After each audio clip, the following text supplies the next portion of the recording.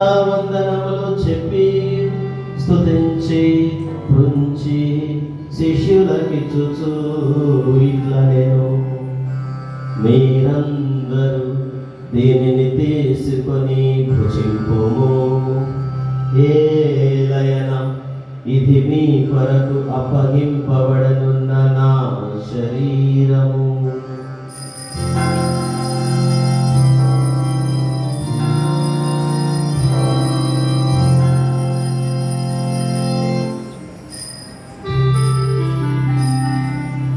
ఆ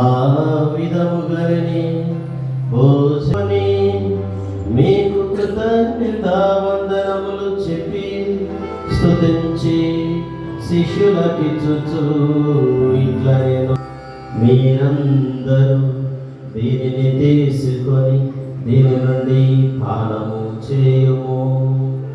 ఏలయన పాత్రము ఇది